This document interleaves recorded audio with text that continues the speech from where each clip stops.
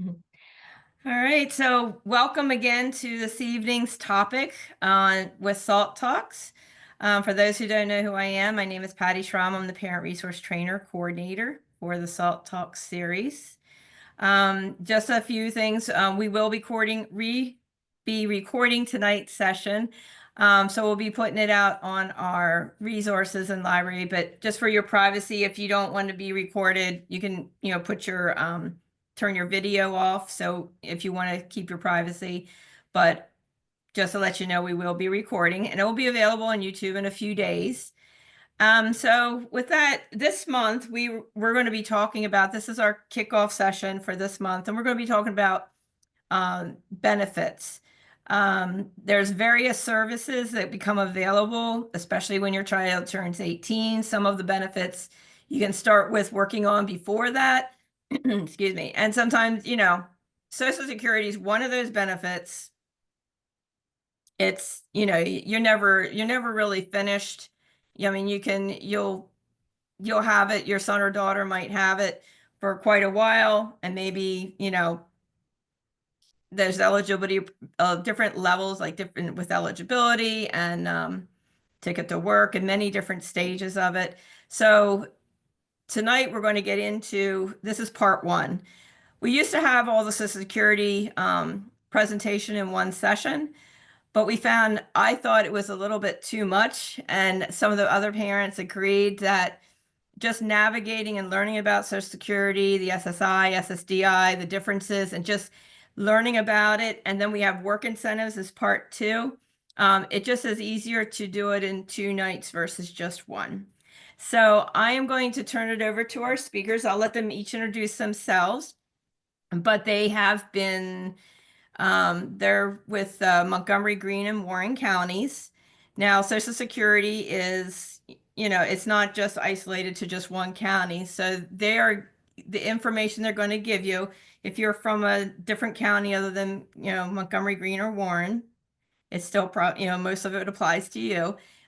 They can let you know if you don't know who to contact in your county. I mean, I'm sure that they can kind of direct you to who you would reach out to. But with that, we're going to go ahead and get started. I'm sure if you guys have questions, you can put your questions in the chat box. We'll have various people watching the chat box trying to assist. Or at the end, after the recording is done, I will quite often stop the recording so we can have an open discussion with the remaining time. So with that, I'm going to turn it over to, I believe, Latosha. You're the first one to start. All right, go ahead. Hello, everyone. My name is Latosha Olinger, and I work for Warren County Board of Developmental Disability Services. I'm a work incentive coordinator, and today we're here to present information regarding Social Security benefits and the application process. Next, please. Okay. There we go. You can go to the next as well, Patty. I'm sorry, I kind of moved with the agenda. Yeah, so Social Security benefits are administered through the federal government. Social Security pays disability benefits under 2 programs. There's the Social Security Disability Insurance, SSDI, and then Supplemental Security Income, SSI. Next slide, please. The intent of these programs is to provide financial support to individuals with disabilities and certain family members who meet Social Security requirements. Eligibility requirements for Social Security are different than what you may experience in accessing services and supports with other agencies and school systems. And we wanted to make sure we mentioned that because I know in my experience, a lot of families get a little frustrated at times, wondering why their child might qualify for our services or other disability services, and then they may get denied for Social Security benefits. So we did want to stress that the Social Security process is a little bit different when it comes to qualifying for services under Social Security. With that being said, individuals must meet the Social Security definition of disability and other requirements to receive SSDI or SSI benefits. Next slide, please.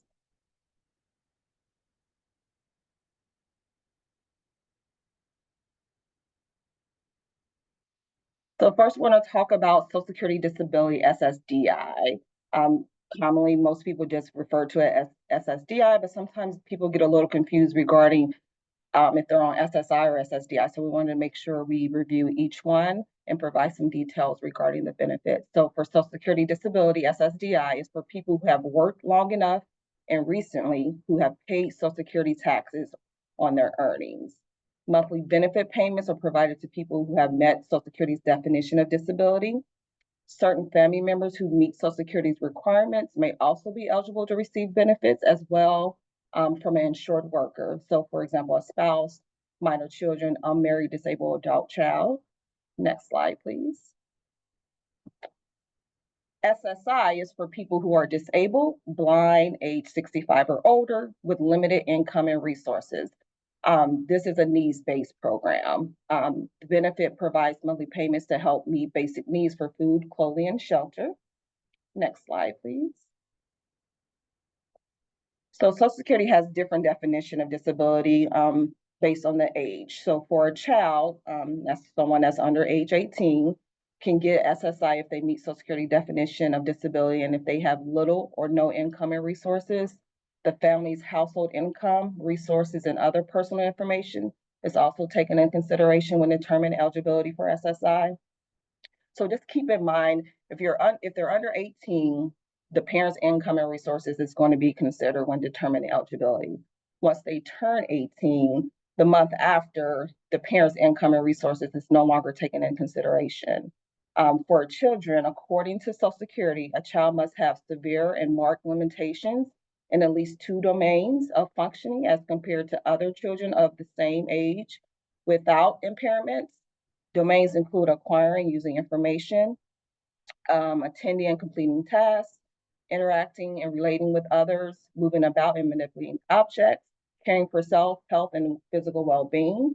The condition and impairments must last or expected to last for at least 12 months or be expected to result in death. There's a link here where you can visit to get more information regarding the different diagnoses that Social Security look at as that would meet their disability requirements. If benefits are approved, a new medical decision is made at age 18 based on the adult standards, and this is referred to as age 18 redetermination. Next slide, please. So for adults age 18 and over, an individual's work activity and ability to perform tasks and medical condition is evaluated. An individual must have a medical condition or a combination of impairments preventing substantial gainful activity. And a lot of people just refer to it as SGA, especially here in the benefits world, we just say SGA, for at least 12 months or expected to last, result in death. In 2025, the SGA limit for an individual who is not blind is $1,620 in gross wages per month. If an individual is blind, the SGA amount is $2,700. The SGA limit usually go up each year.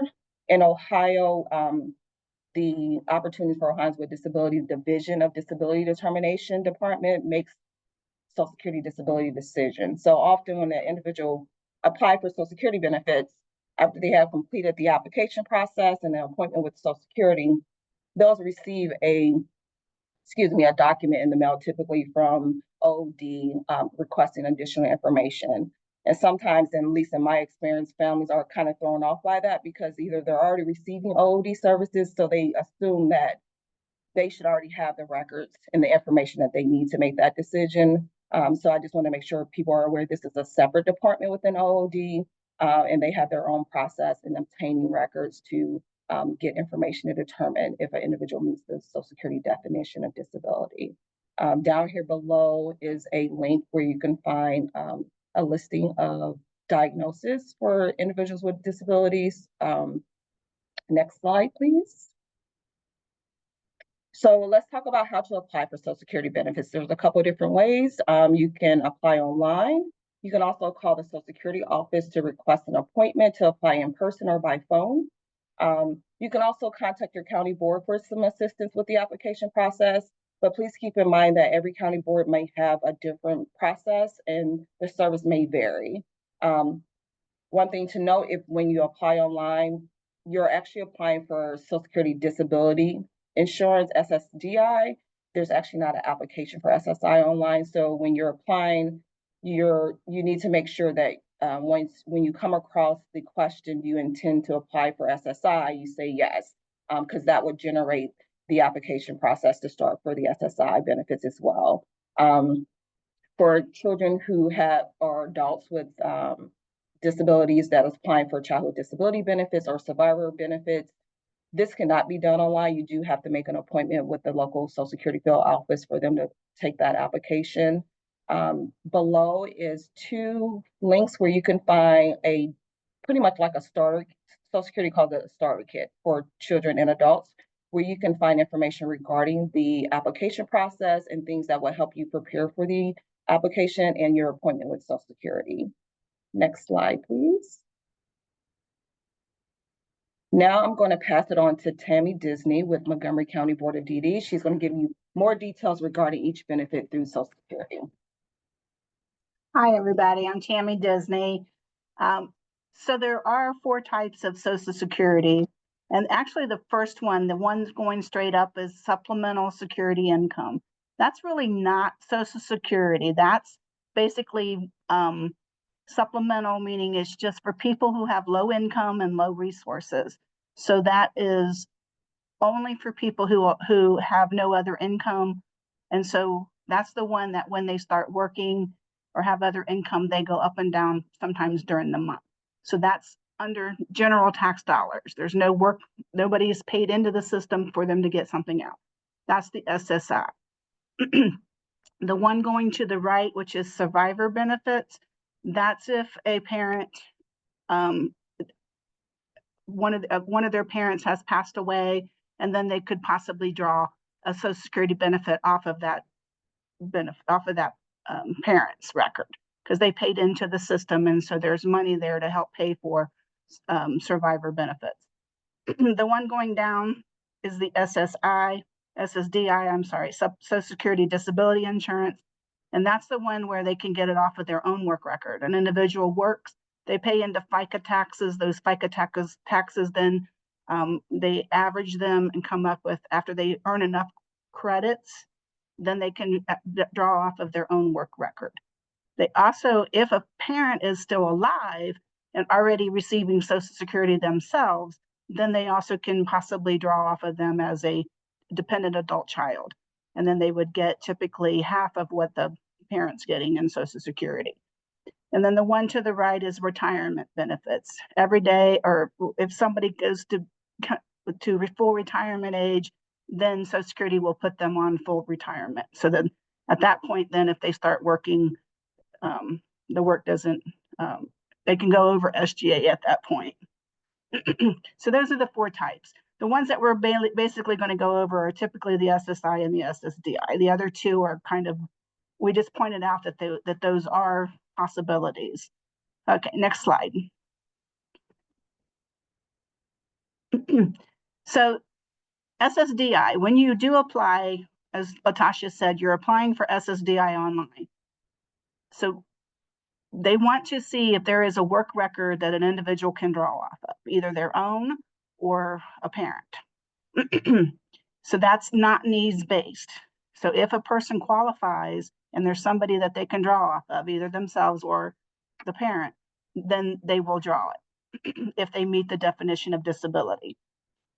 So it pays a benefit to you and certain family members if you are insured based on work history and credits. They used to call them quarters back when we were all young. They've changed it to credits because you don't have to do them. You can get your 4 credits a year, and those credits then add together. And typically our individuals, if the disability happens young at age, they only have to get 6 credits in order to get Social Security off of their own work record. So as you can see, some of our individuals may start out with SSI and at some point have enough work credits to go on some SSDI. And that then could possibly mean that they get off their own work record, and they could possibly get a little bit of both SSI and SSDI. All right.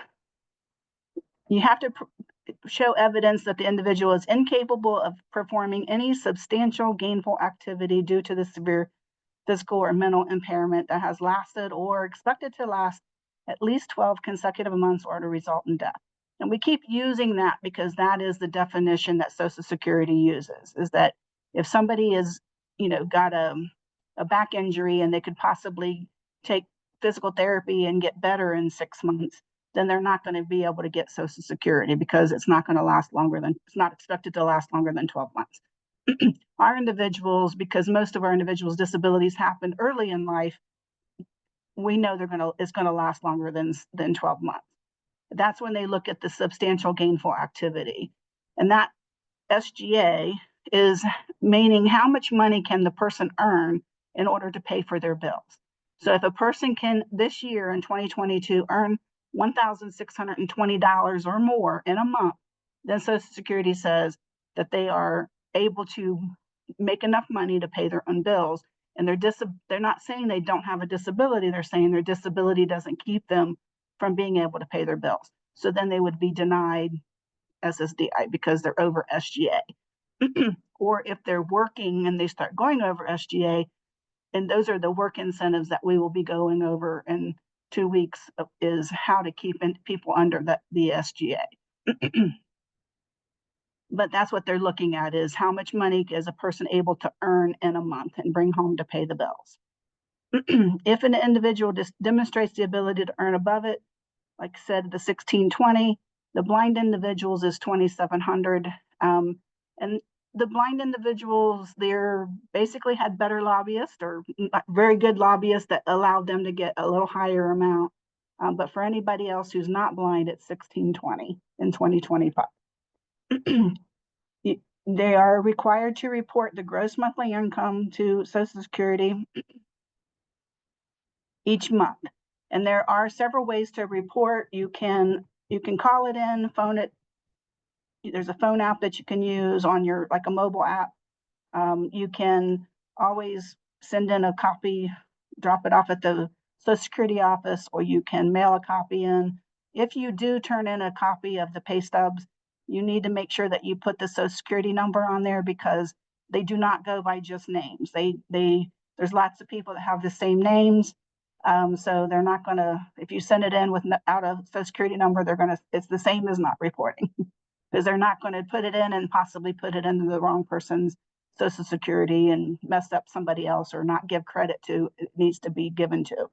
So make sure that if you report it online, on your phone, it tells you put in your Social Security number, so they know who to put it toward. And if you call it in, then they ask you for your Social Security number too. So every way you report it, Social Security is something that needs to be somehow listed on the reporting. And we do have one question before you go to your next slide. Is if an adult child draws from a parent's record, does it diminish what a parent's eligible for when retired? No, it does not. And I don't know if you guys remember back in the day when we used to get like yearly letters from Social Security that would say how much you would get when you retired, or if you were got on disability, and then it had a family amount. And the family amount is about 2.5 times. So if you have children and they draw off of you, you get your full amount and that doesn't change. The child then gets half of what you were getting. So if there's more than one child, then both of them would get half. And then there's a family limit as to like 2.5 times is the amount that you can get all together as a family. So if you have 6 children, then everybody's going to get a little bit. Also too, if a child gets off of it for some reason, like say they age out, then the other children could possibly get more. So the family amount is the most you can get. So it does not change the person that's getting Social Security. The primary worker that's paid into it does not change their amount. So that's a good thing. All right. All right. So SSI. So SSI is, like I said, it's out of general tax dollars. It's a cash assistance program. And with Ohio, in Ohio, if you get SSI, you're eligible for Medicaid. You do have to make an application for Medicaid, but they cannot turn you down. So if you, that's why at 18, sometimes, even if you don't need the cash payment, sometimes it's nice to be able to get the Medicaid, because then the Medicaid becomes your or if you have private insurance, that's that becomes primary, and then Medicaid can become secondary. Or if you don't have any insurance, then Medicaid would be your primary. So individuals receiving SSI may have no work history or limited work history, or they do not meet the requirements for SSDI. They don't have a parent who's drawing, they don't have enough work credits to their name, and that's why they would end up getting SSI.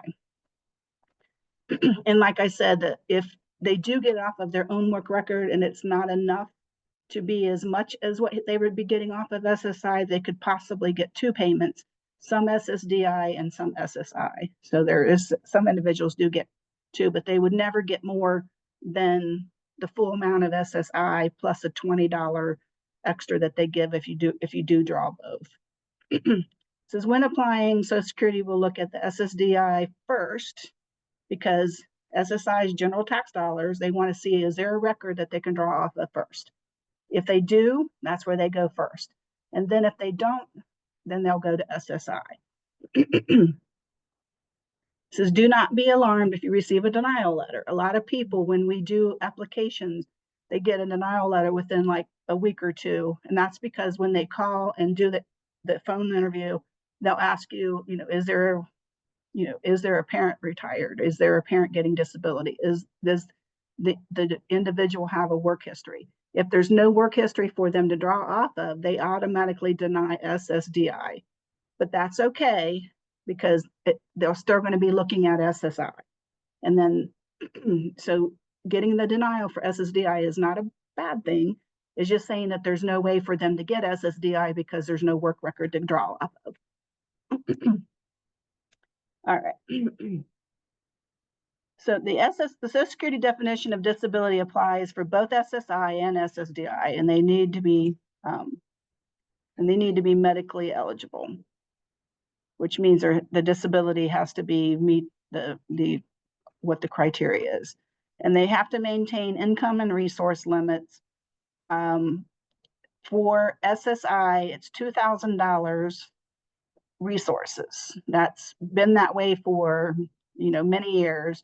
There is a talk about raising that up, but it hasn't happened yet. But with SSI, if you can only have $2,000 to your name at any time, it's hard to save for a down payment on an apartment or for a larger purchase that you may need. And so they're looking at possibly raising that up. But right now it's $2,000. They look at the $2,000 at the very last day of the month. So if they have money coming in, they don't count it at the first of the month, because they assume that the money you get at the beginning of the month is meant to pay the bills. So whatever you have in the bank at the very last day of the month, that's what they consider a resource. That's what you have left over. That's what you haven't needed to spend. So make sure by the end of the month that the account's under $2,000 so that they can stay eligible for SSI. All right. So what is earned and unearned income?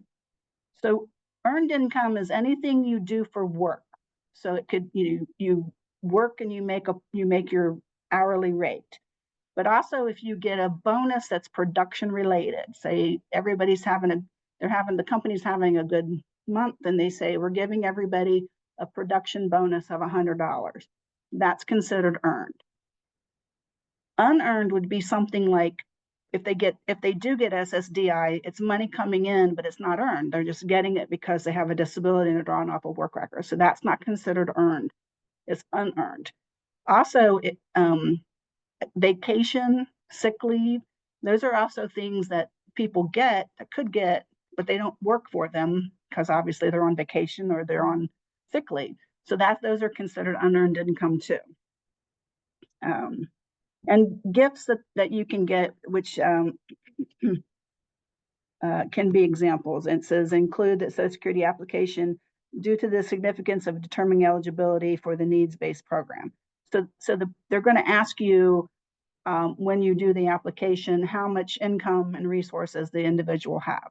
Do they have a trust fund? Do they have IRAs? Do they have stocks, bonds? Do they own property? Do they own a car? Do they own a house? And they're going to look at that stuff. Now, Social Security says that having a house is a necessity. So you're allowed to own one house. Having a car is a necessity. So you're allowed to own one car. But if you have two houses, one's considered a luxury and that's considered an asset. So some, most of our individuals don't own houses and cars, but I'm just pointing that out. Then there's also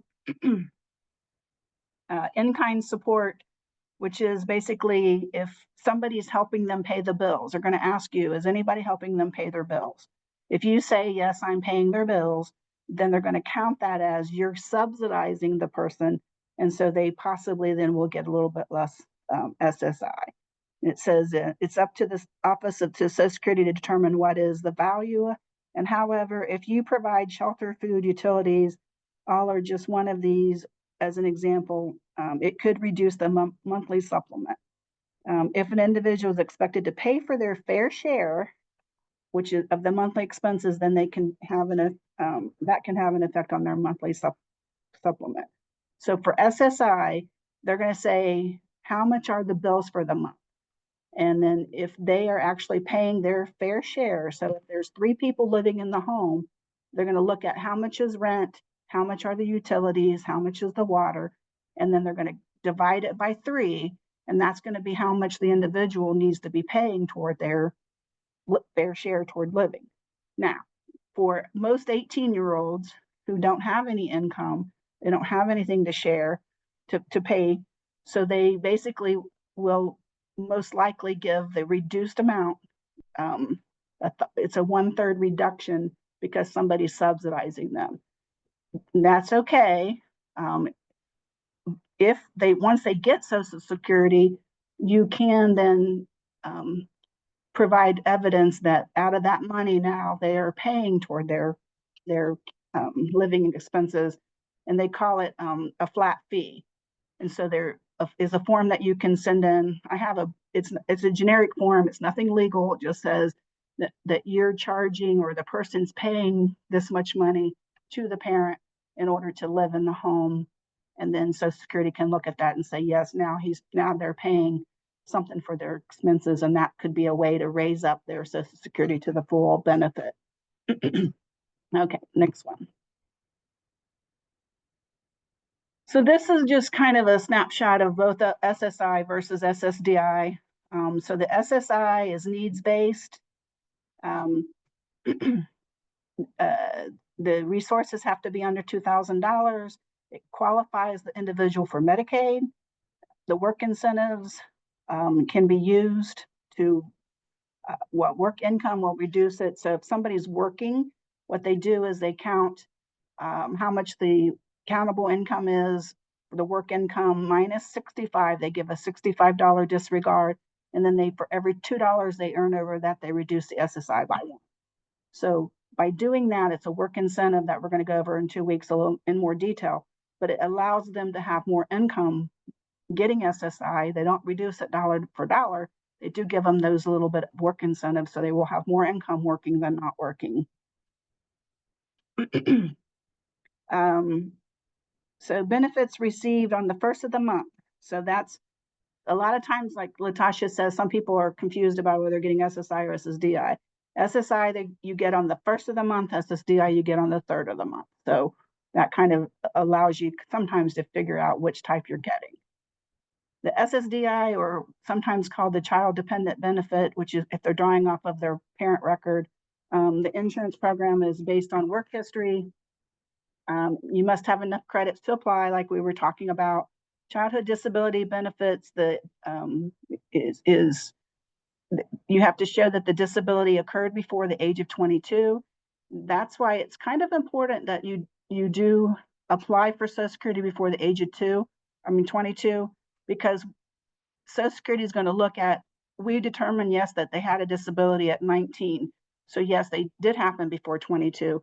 If and when a parent does retire, then it's easier for them to say, yes, the disability happened before 22. If you wait until they're 30, then it becomes a little more difficult to show that the disability happened before the age of 22.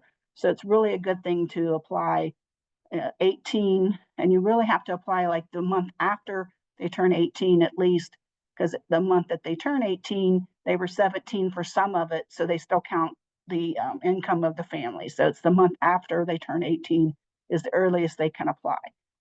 For SSDI, no resource limit. They can have any amount of money in the bank and still get SSDI. After they're receiving SSDI for 24 months, 2 years, they'll be eligible for Medicare.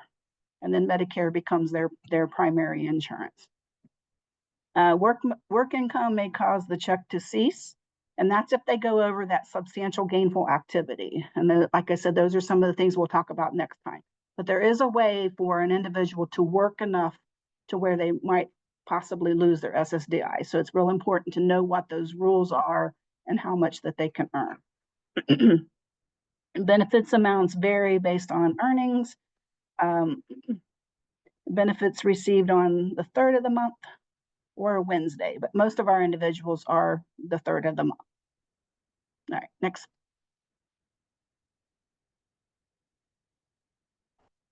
All right, so talking about how employment affects it, I kind of went over this really, it's written here.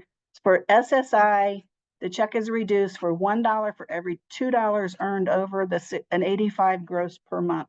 So they give a $20 unearned income disregard and a $65 earned income. So the first $85, they don't count. And then for every $2, they only count $1 of it. And that's what they would reduce the SSI by.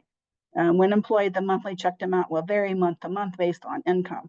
That's why it's very important to report every single month so that they get their check right. Because if you don't report, they're going to estimate, and the estimate's not going to be correct. So they're either going to have to get too much SSI or not enough, and then have to possibly pay back. So in order for them to know exactly what it is every month, you have to report every month. The SSDI, you either get your full benefit or you don't get it. So the full benefit continues when the earnings are under SGA. If you start going over SGA, then the benefit will stop. Reporting becomes very important with this too, because if you don't report and it takes them 1.5 years to do a work activity review and they find out that you've been working over for 1.5 years, you're going to pay back 1.5 years, which could be a lot of money. So as soon as that you can get it reported, the better. Okay, next one.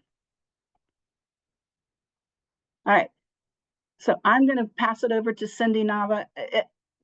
Social Security, SSI and SSDI, I always say they look alike, they kind of sound alike, but they're not alike. And I know we went over a lot of information.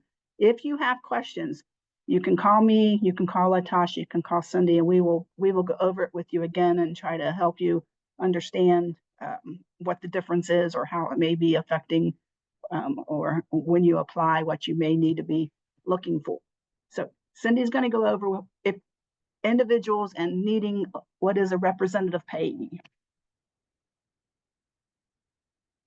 Hi, thank you. I'm Cindy. I'm excited to talk to you about what a representative payee is. The bullet points we're going to be discussing is not all inclusive. So I encourage you to go to the SSA.gov website, where they do have a pamphlet that goes over in great detail what a representative payee role is, what they can and cannot do. And of course, you're free to reach out to us and we can review those roles and responsibilities as well.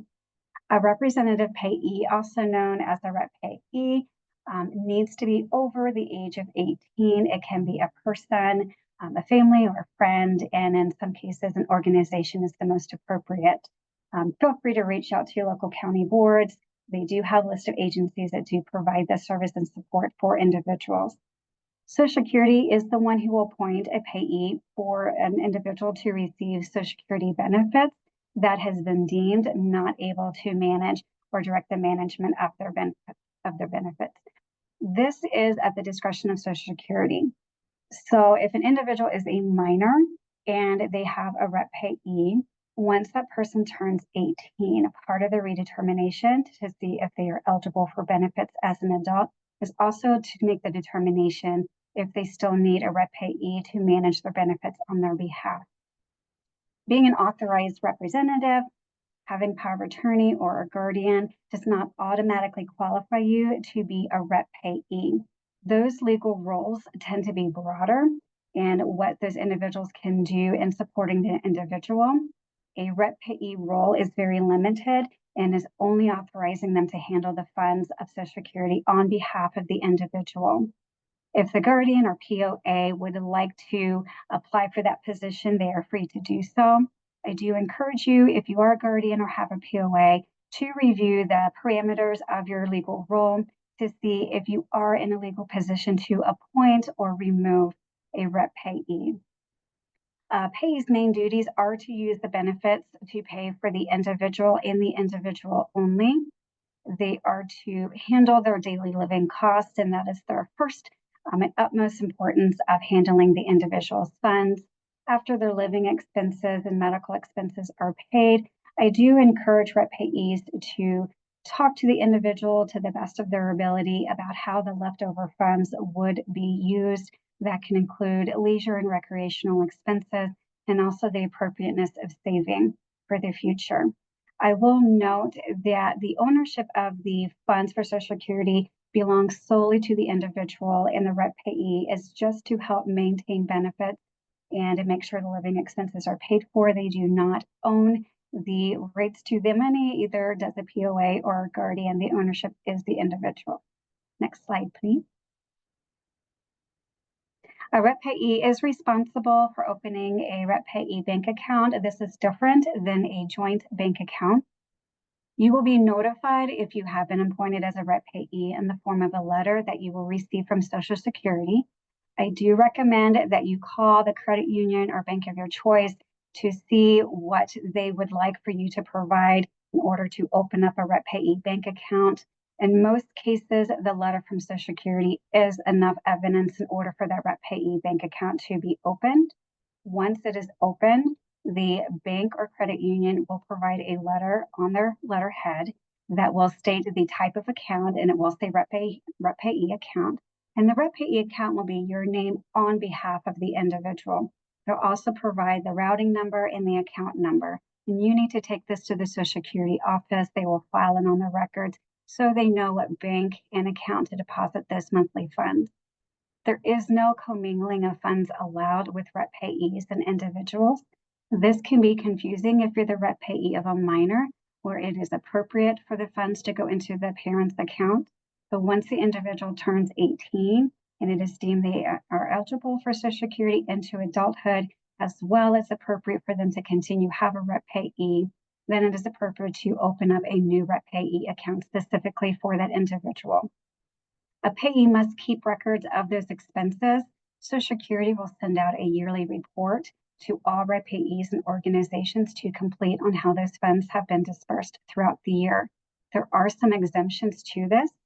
Some exemptions would be if you are the adoptive or natural parent or guardian of a minor and they live with you, or if the individual is an adult and you are the parent, natural parent, adoptive parent, or a guardian of the individual that also lives with you, you could be exempt from completing this annual report. Some individuals still receive this, and it could be received in error. I do encourage, if you receive this letter and report to complete and you believe you fall under the exemption, to reach out to your local Social Security office, confirm you are exempt from completing it, so they do have record that they are not expecting the report to be returned to their office. However, every representative payee is subject for a review or an audit, so the annual report is different than if Social Security would like to do an overall review of your payee services. A rep payee is responsible for reporting to Social Security any and all changes. Income, as Tammy discussed, all income is required to be reported to Social Security at the 10th of the month. They are 30 days behind. So on March 10th, you would report all income earned for the month of February. Please note there are individuals over the age of 18 that are receiving child support. This could be considered income. That is the discretion of Social Security to make that determination of what's countable or not countable income, but it is your responsibility to report that has been received. Resources, I cannot stress enough how important it is that rep payees have open communication with POAs and guardians. There are cases where a guardian or POA has decided to look into burial plots, life insurances, or maybe trust funds to better the financial future of that individual. Some of those resources could be countable income and could possibly affect the overall eligibility for that individual. So the authorized rep the rep payee, they do not have authority to oversee those trust funds and those burials and life insurance, as that is up to the person with that legal authority. But they do need to be aware that they do exist in order to properly account for the resources. Changes of address and living arrangements, that is a requirement to be reported. If the individual is a family member living with you, you have friends or family that are moving into the home or out of the home, that could affect the monthly supplement income for that individual. So it's important to reach out to Social Security and report those changes. That does include marriage. Social Security will ask for a copy of their marriage license. That is normal for them to request. If by chance the individuals separate and the spouse moves out, you do need to report that to Social Security. Social Security could consider them still married, and therefore they fall under the eligibility as a married couple. And of course, if a divorce happens, then that would also be something that you would need to report to Social Security, and they will separate those on that criteria as a couple receiving benefits together. And next slide, please. The appeal process. So this will come in the form of a letter. Any and all changes to Social Security will notify you by mail. You do have 60 days to appeal for any and all decisions, and that does include if the decision is the individual is no longer eligible and meets the criteria for Social Security. The 60 days does not begin at the date of the letter. They do allow some buffer days that the letter is in the mail. So please review the letter you receive. They will tell you when the 60 days actually start. Please also review the reason of the change, and if the person is no longer eligible, that would be the reason that you will be appealing for. So for example, if they're no longer eligible due to their criteria of diagnosis, it would not be appropriate to appeal and provide financial statements. They may still be eligible in that area, so you would actually appeal and use documentation from the medical field that would appeal under the criteria of disability. And you are free to reach out to the county board, at your local county board at any time, and we are very glad to review the appeal process and help gather supporting documentation for you. You also have the right to legal representation during the appeal process. You have many opportunities to appeal that decision. Every decision goes to a different team to review. And once the final decision has been determined, you will receive that determination in the form of a letter. It is important, if the determination has been overruled in the favor of the individual, they might be applicable for an overpayment for the amount of money they would have received in supplement during the time they were under an appeal. If that is the case and it's applicable to the individual, it will state in the letter. It will also state how much back payment they will be receiving. And for some individuals, there's a time frame in which that back payment should be spent, because it could affect their countable resources in about 6 months to 9 months, whatever that time frame is determined by Social Security. If you have any further questions, feel free to reach out to us. We are glad to help you in any appeal process, explain the process to you, as well as Social Security has on their website the appeal process as well. And I will leave it over to Ms. Patty.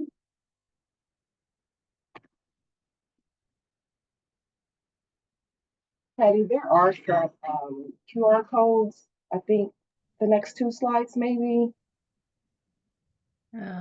Yeah. So if you guys are looking for something to have tonight, you can scan that, and they'll give you a fact sheet for SSI, and then the next one is for SSDI.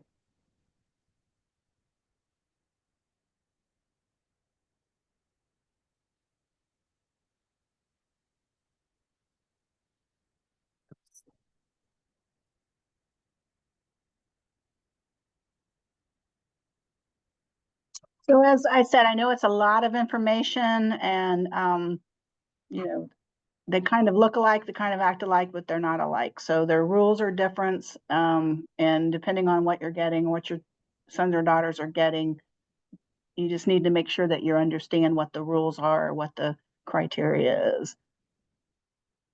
So I guess we'll open it up for questions. If anybody has a particular question they want to ask any of us, or I'll leave this up for a few minutes while we take questions.